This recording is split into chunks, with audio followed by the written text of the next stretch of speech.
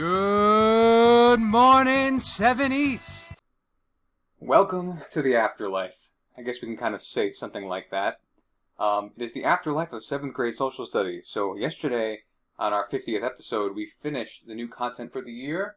Now, we are in the great beyond, and we're going to just kind of look back and have our 7th grade lives flash before our eyes. And today is going to be kind of just a nostalgic trip, bringing things back from September. Maybe it'll jog some memories.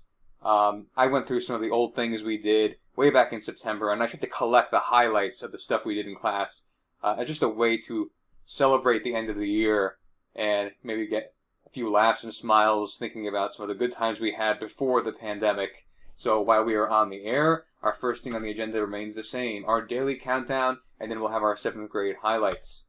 So first, it is Wednesday, Free LEPRE Radio 051. 7th grade social studies year in review, so I'm going over the highlights. Some of the things that I remember most from class this year, hopefully jog some of your memories too. But our number of the day is 3, because there are 3 days of school remaining. We are getting down to 0, and it can be more exciting. I wish I had some animated fireworks in the background here. Maybe I'll do that on the last day. So 7th grade highlights. Stuff you're going to see now, you might remember from months ago. Other stuff might be totally unfamiliar to you, but we'll see. So let's start from the beginning. And for those of you who remember, probably very few of you do, this is the first slide you were greeted to in my class. Welcome to 7th grade. Red background, white letters, and now I have the first agenda from the first day of school. So September 3rd, 2019. These were the first instructions you had in my class. I met all of you for the first time, except those of you who I knew beforehand for other reasons like clubs and so forth. So our objective for that day was to welcome you all back to another action-packed year at Fox Lake Middle School. No homework on the first day. Terrific. Introductions, class expectations. And even I had forgotten a lot of the stuff we did. But I know that one of the things we did early, either it was the first or second day, I went through the class expectations, and I have my own unique way of telling you what to do and what not to do. So, things that we're not supposed to do with 10 minutes left in class, just going to head out. Yes, so not following directions, sleeping in class, and I think we were pretty much all good so far.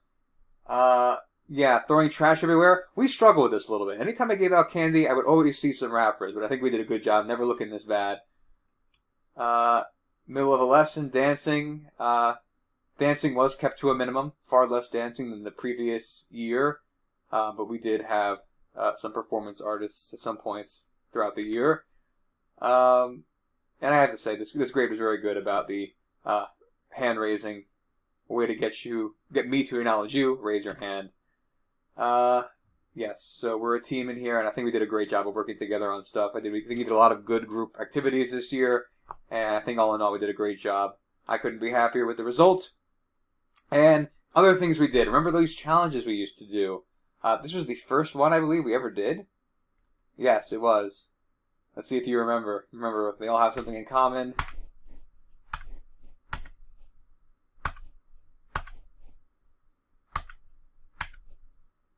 I love that GIF. And then superimposed over a hockey game, and it fits perfectly. He scores! There we go. Okay, what do they all have in common? You might remember, this was the first week of school. Cause and effect. So there's a spark, there's fire, there's a blizzard, you're going to have people slipping around in the snow. And who could forget? I believe it was the second week of school. I introduced you all to the Even Stranger Things from the Unsolved Mysteries of the X-Files and the Twilight Zone. Remember that first episode? We started out in Africa and we talked about that lake that had that mysterious explosion and all the animals and people in the surrounding area had passed away. And then we did our other mysteries as well. Where are they? Here they are. Remember the Dyatlov Pass incident and the Death Valley Germans? I really enjoyed that. I hope that next year 7th grade gets to enjoy this as well. Oh, who could forget this? I remember I discovered this painting not too soon before class. Remember that? I asked the question, how many living things are in this picture? And the common answer was 3, the 2 people and the dog. But remember, the difference between observing and seeing. Look right in the middle. There's that mirror, and if you look at the mirror, there's actually the painter that you can see in the reflection. So there's just an interesting example of why observing is different than just seeing. And remember this game we played? This was a great game too. I enjoyed this one, where we had the climate regions, and you had to guess where each tribe lived based on their environment and the animals that were in it. Oh, and then we're kind of skipping ahead to Unit 2 now. So Unit 2, I remember the day we did this because I remember I just slapped it together very quickly because I just had like a stroke of inspiration, and I'm like, we can talk about the Mandela effect today. So remember we went through these Mandela effect examples. Yeah, and this one still shocks me. It's the Berenstain Bears, not the Berenstein Bears. And then the Drake and Josh theme song, Mandela effect. And we did that because we were talking about Columbus, how we all have this idea of the Columbus story, but actually we seem to misremember a lot of what that story was actually all about. So the Mandela effect was a great way to introduce that. And then we had even more Stranger Things. Remember this? The Lost Colony at Roanoke. This was pretty fun. Remember the map? And then on the map there was covered over a settlement or fort with this patch right here that they only discovered like centuries later. And lost colonists still, people don't know for sure what has happened to them. Some people believe they became part of another tribe. I think that's actually a very good hypothesis. But that was also one of my favorite Stranger Things episodes. And yes, CSI Miami, but this was CSI Roanoke. Horatio Kane, car exploding in the background, epic sunglass on the face, and walks away. Who could forget this? I remember this. This was enjoyed by last year's class and this year's class. Remember the whole thing about what you have someone in a room and they see a perfect square and a perfect circle, but it's all coming from the same thing. How do you explain this? Is somebody lying? And it was a cylinder, and you have two lights showing each way to show each shadow. And then we did that for the Boston Massacre. And we compared the 3 different images to see the 3 different accounts of what happened. And remember, one of the interesting things that was pointed out to me was that the times were all different on the different clocks. Clock there, clock there, clock there. So all different times, so kind of showing you the inconsistency among the different interpretations of what happened. Just one of them. And then, yes, so when we did our Revolutionary War unit, I couldn't help but make it more theatrical and dramatic, so we Star Wars-ified it. And I actually just got a new official Star Wars font to use in presentations. This is a close imitation, but it's not quite the same.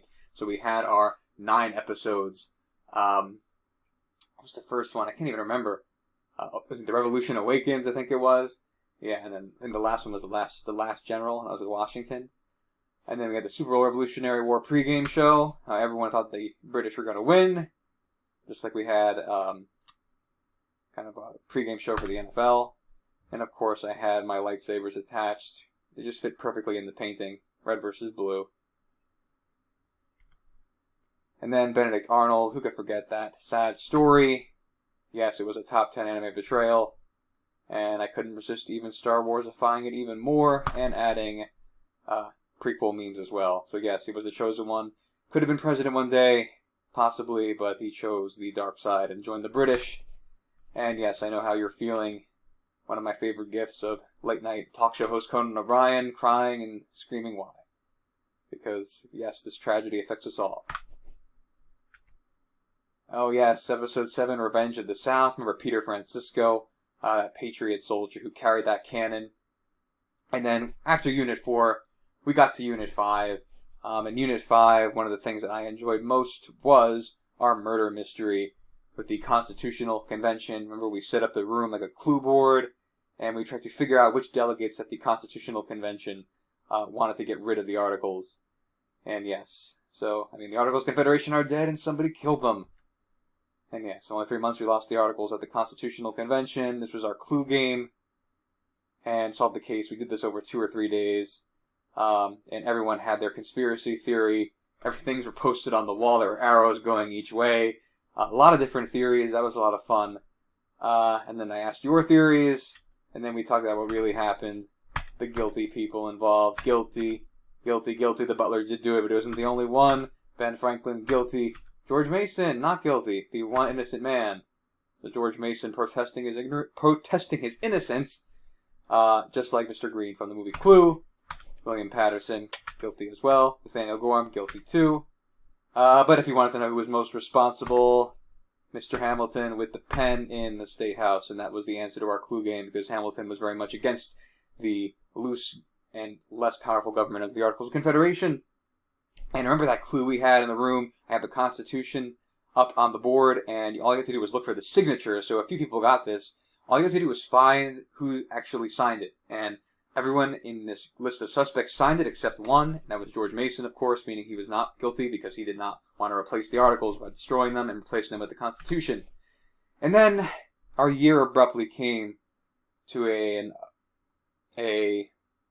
it's not an end because we continued, but it came to a sudden halt in many ways. We had the pandemic.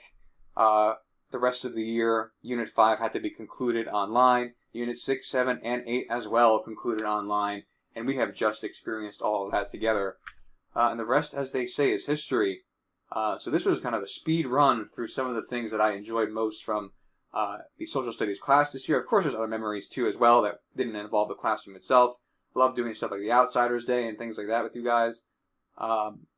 Tomorrow, the broadcast is going to focus on looking forward. What can you expect next year?